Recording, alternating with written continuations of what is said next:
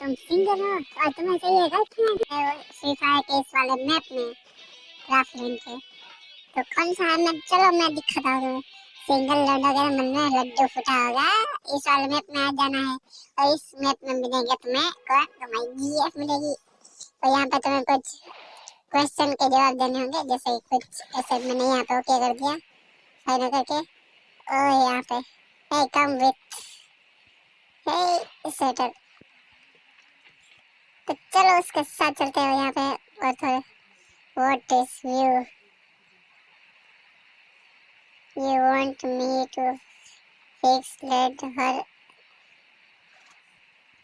be about that follow me। चलते हैं इसके पीछे, क्या कर रही है, कहाँ पे ले जाएगी? अरे कहाँ कहाँ पे ले जाएगी यार? अब तो रुक गया, बस रुक गया, कहाँ लेके जाएगी मुझे? वाह व्हाट नाइस, लुक तो वेरी बढ़िया। Do you like?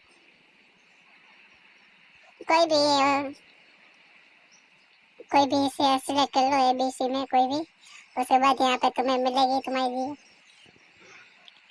और यहाँ पे तुम्हें पूछा जा रहा है भैया जी लड्डू फूट रहे हैं तो देखो यहाँ पे पूछ लिया I love you will you marry me. तो लौंडो पिघल जाओ, आई लव यू टू। और इसी के साथ यहाँ पे आपको मिल जाती है आपकी गर्लफ्रेंड। और यहाँ पे होता है चैप्टर का एंड।